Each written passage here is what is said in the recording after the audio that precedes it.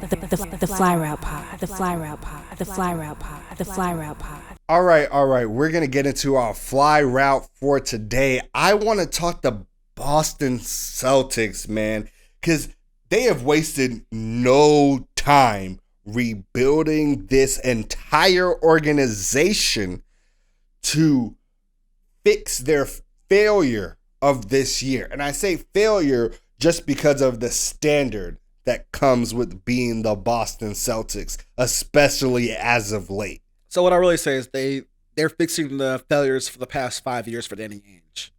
For never actually taking the big swing that he should have with all those draft picks. Like, he's known for fleecing people, but what did he really do with all that fleece? He gets the capital, doesn't know what to do with it. Right. But it looks like Brad Stevens ain't scared to move the capital. So that's the first move.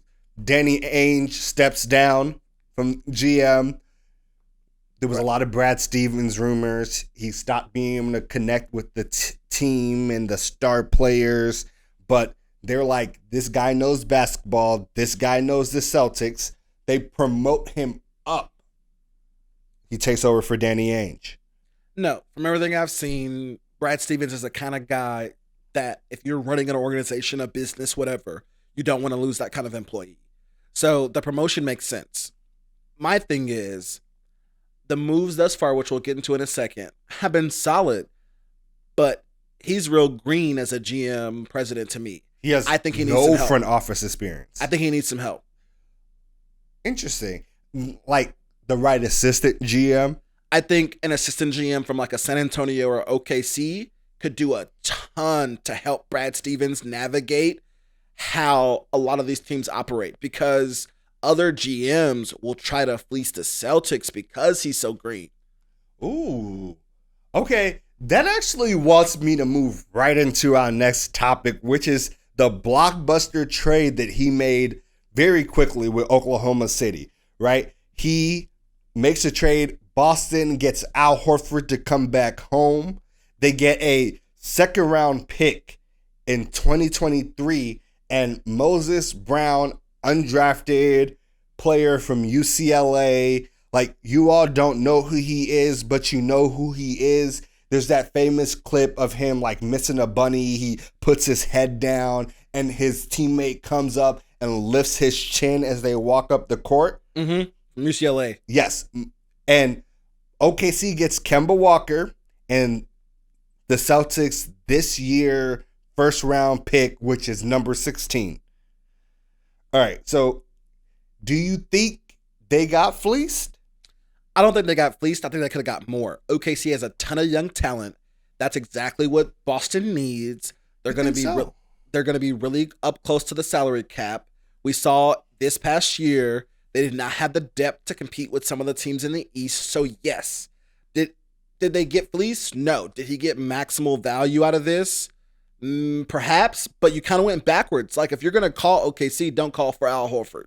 Okay, so what is your grade for this trade? Because I have a lot to say. B. Okay, I think this trade is actually an A-. And I am really high on this trade, even though it's been very maligned. So I got a lot to say here, and I've been really in-depth looking at this stuff. The first reason why I like this trade is money, right? Kemba and Al Horford both have 2 years left on their contract. Al Horford costs $10 million less a year, so a total of $20 million. So for a team that's high up against the cap, that needs the space and the flexibility, great. Kemba also has hurt a lot recently. They had some issues rehabbing his knee. Al Horford has been healthy. So just like that has been a big change for me. The second is, I don't think Boston went backwards. I think they took a huge step forward. The biggest issue for Boston this year are two things. The first is their front court is literally atrocious. They traded Daniel Tice to the Bulls, right? Because they didn't think they were going to be able to retain him. We said they'd miss him. Yes. That made their starting center, Tristan Thompson, at $10 million a year, giving them 8-8.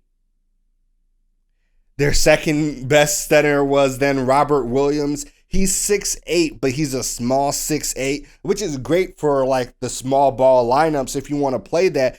But that's not helping you against Capella. That's not helping you against Embiid. I mean, if this was like 2019 and we were in Houston, that's great. But this is 2021 and we're in Boston. Exactly. So I like this because they got Al Horford back, who will automatically be the best center on that team, help fix their front court issues. They get Moses Brown, who's a project, but extremely cheap, which they need.